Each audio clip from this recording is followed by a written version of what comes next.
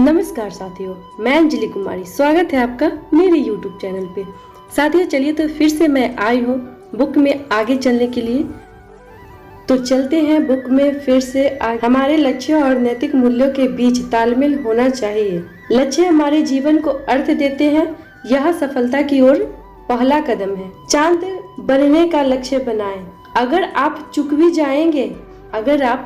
भी जाएंगे तो तारे तो बन ही जाएंगे। बाधाएं ऐसी डरावनी चीजें हैं जो लक्ष्य से आंखें हटने पर आपको दिखती है। इस दुनिया में हम सभी के जीवन में एक उद्देश्य है और यह हर इंसान के अलग अलग हो सकता है। किसी ऑर्केस्ट्रा में अगर हर कोई एक ही बाजा बजा रहा हो तो वह सुनने में शायद अच्छा नहीं लगेगा। छोटी योजनाएं न बनाएं, उनमें इंसान के दिलों में जोश भरने वाला जादू नहीं होता। बड़ी योजनाएं बनाएं, पूरी आशा के साथ ऊपर ऊंचाई की ओर बढ़े और काम करें। इससे कोई फर्क नहीं पड़ता कि हम कहाँ हैं, महत्व इसका है कि हम किस दिशा में जा रहे हैं। बिना किसी उद्देश्य के मेहनत और साहस भी बेकार होते हैं। चिंता गलत लक्ष्य बनाने की ओर ले जाती है। चिंतित आदमी उन बातों के बारे में सोचता रहता है जिन्हें वह घटित होते नहीं देखना चाहता। सक्रियता का मतलब उपलब्धि नहीं है। सक्रियता को उपलब्धि मानने की भूल न करें। कटघोड़ा अपनी जगह पर लगातार चलता दिखता है लेकिन आगे जरा भी नहीं बढ़ता। सक्रियता और उपलब्धि में बहुत फर्क है। एक फ्रांसीसी वैज्ञानिक फेब्रे ने इस बात को भेड़ चाल वाले कैटरपिलर्स के साथ एक प्रयोग करके दिखाया। कैटरपिलर्स ने अपने सामने वाले की नकल करते हुए आंखें मूंद कर चलते हैं। फेब्रे ने उन्हें एक फूलदान के घेरे में इस तरह से रखा कि सबसे आगे वाले कैटरपिलर वास्तव में सबसे पीछे वाले कैटरपिलर्स के ठीक पीछे रखे। फिर उसने चीर के कांटे को कैटरपिलर्स का भोजन है उस फूलदान के बीच में रख दिया।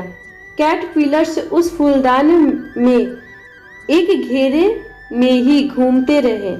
आखिरकार एक हफ्ते तक चक्कर लगाने के बाद वे थकान और भूख से मर गए, जबकि खाना उनसे कुछ ही इंच दूर था।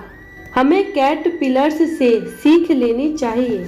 सिर्फ काम करते रहने का मतलब यह नहीं है कि आप कामयाबी की तरफ बढ़ रहे हैं। हर किसी को अपने काम को परखते रहना चाहिए ताकि हमारे काम का फल भी मिल सके। एक आदमी अपनी पत्नी के साथ गाड़ी चला रहा था।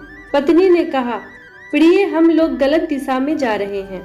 पति ने जवाब दिया, कौन परवाह करता है, हम बिफोर टाइम चल रहे हैं। अगर हम सिर्फ रफ्तार और काम करने को कामयाबी समझ बैठे हैं तो हमारी गाड़ी तो बहुत अच्छी चलेगी मगर हम कहीं नहीं पहुंचेंगे। निरर्थक लक्ष्य।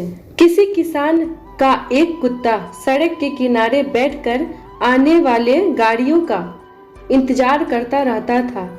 जैसे ही कोई गाड़ी आती वह भौंकता हुआ उसके पीछे दौड़ता।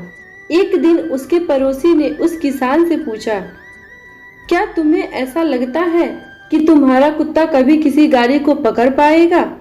उस किसान ने जवाब दिया, सवाल यह नहीं है कि वह किसी गाड़ी को पकड़ पाएगा, बल्कि यह है कि अगर पकड़ पाएगा तो वह क्या करेगा। बहुत से लोग उस कुत्ते की तरह निरर्थक लक्ष्यों के पीछे भागते रहते हैं। साथियों, अध्याय 10th में हमने जो पढ़ा था उसे मैं फिर से एक बार छोटे वाक्य में दोहराकर चलते हैं अध्याय 11 में। चलिए तो 10th का थोड़ा सा समझ लेते हैं। किसी अच्छी योजना पर फौरन अमल करना किसी हर लिहाज से दुरुस्त योजना पर अगले हफ्ते अमल करने से बेहतर है। पहला, सफलता को व्याख्यात करें। आपके लिए इसका क्या मतलब है? दूसरा, आपको सफलता की ओर पहुंचा सकने वाले लक्ष्य की लिस्ट बनाएं। ये लक्ष्य आपके लिए क्यों महत्वपूर्ण है? तीसरा, उन लक्ष्यों को स्पष्ट रूप से लिखिए जिन्हें आप 1 महीने, 1 साल, 3 साल और 5 साल में प्राप्त करना चाहते हैं। हर लक्ष्य के लिए ऐसी छोटी छोटी स्पष्ट और मापी जा सकने वाली कार्रवाइयों की लिस्ट बनाएं, जिन पर आप अपने लक्ष्य को प्राप्त करने के लिए फौरन अमल करने जा रहे हैं। हर कार्रवाई के लिए निश्चित लक्ष्य सीमा तय करें। लक्ष्य तय तारीख तक लक्ष्य पाने के लिए जरूरी कार्रवाई 1 महीना, 1 साल, 3 साल, 5 साल। साथियों, चलिए तो हम अध्याय 11 की तरफ बढ़ते हैं। अध्याय 11 नैतिक मूल्य और दूरअंदेशी। सही काम सही वजह के लिए करना।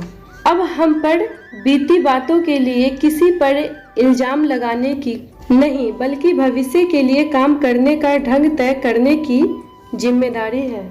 जब एक बच्चे का जन्म होता है तो खुशियां कौन मनाता है? माँ बाप, रिश्तेदार और दोस्त। लेकिन रोता कौन है? वह बच्चा। लेकिन जब हम इस दुनिया से जाते हैं तब इसका उल्टा होना चाहिए।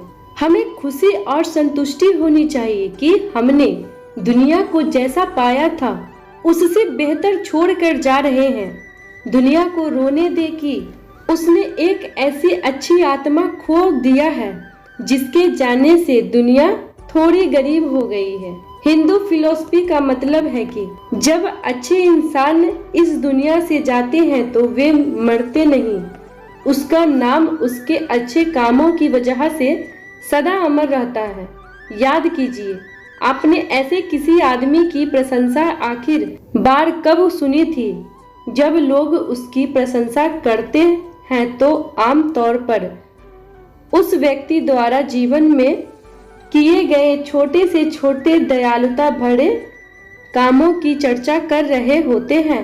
दयालुता भरे छोटे से छोटे काम अनदेखे नहीं रहते। वास्तव में किसी व्यक्ति के गुजरने के बाद इन कामों का महत्व और गहराई से महसूस किया जाता है। तभी लोग महसूस करते हैं कि गुजरने वाले के छोटे छोटे काम याद करने वालों और दूसरों के लिए कितने महत्वपूर्ण थे। आज तक कोई इंसान इसलिए सम्मानित नहीं हुआ कि उसने दुनिया से क्या लिया, लेकिन इसलिए जरूर हुआ कि उसने क्या दिया। हम अपने जीवन मूल्य को किस तरह परखते हैं? हम अपने नैतिक मूल्यों को कैसे परखते हैं?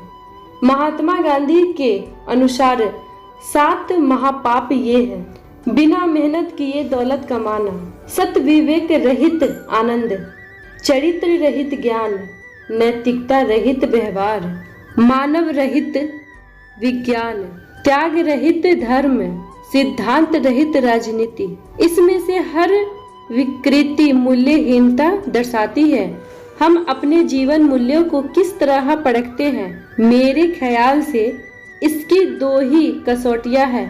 सबसे ऊंची कसौटी मामा टेस्ट कहती है, हम कुछ भी कर रहे हो, घर या बाहर, अकेले में या किसी के साथ, अगर मूल्यों का सवाल हो तो खुद से पूछे, अगर मेरी माँ देख रही होती कि मैं क्या कर रहा हूँ तो क्या वह गर्व करती और कहती, सर शाबाश मेरे बच्चे, या वह शर्म से सिर झुका लेती? आपके जीवन मूल्य तुरंत स्पष्ट हो जाएंगे।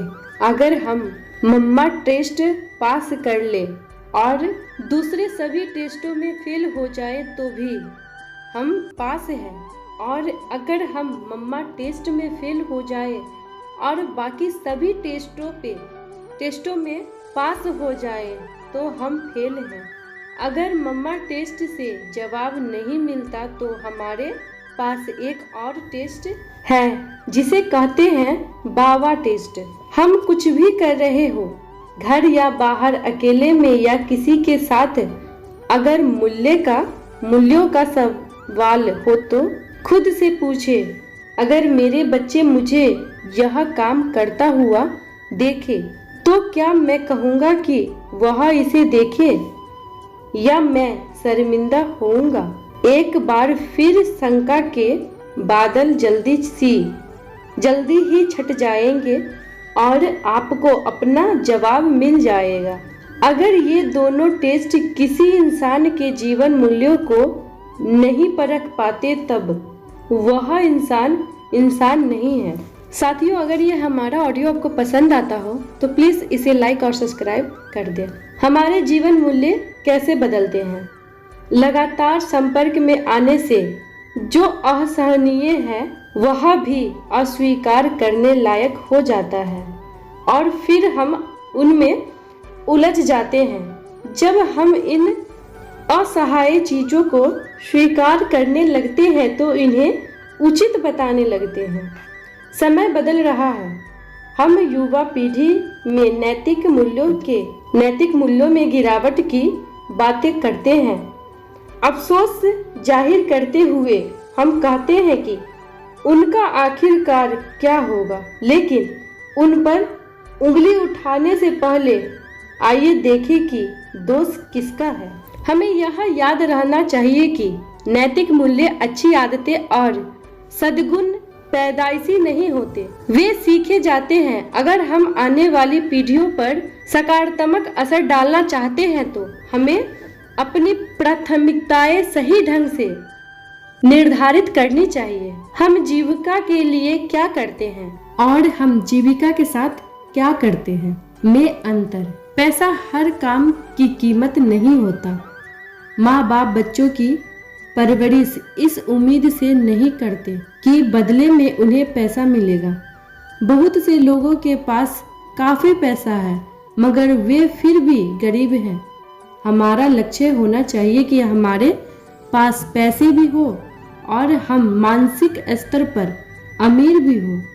हम लोगों की जिंदगी का सबसे दुर्भाग्यपूर्ण पहलू यह है कि कई लोग पैसा बिना कमाए ही हासिल करना चाहते हैं। दुनिया की सबसे अच्छी और सबसे सुंदर चीजों को न तो देखा और न ही छुआ ही जा सकता है, उन्हें दिल से महसूस किया जाना चाहिए। मेहनत इंसान को पैसे की कीमत सिखाती है, इसलिए यह बहुत जरूरी है कि माँ बाप अपने बच्चों को यह बात सिखाएं। मुझे युवा पीढ़ी के बारे में सोचकर बहुत दुख होता है कि वह मूल्यों को सीखे बिना दौलत विरासत में पा लेते हैं। सही शिक्षा और निर्देश न मिलने की वजह से वे हर चीज को पैसे से तौलते हैं। उनका मानना यह है कि चीज बिकाऊ है और हर चीज की कीमत है। वास्तव में यह सच नहीं है।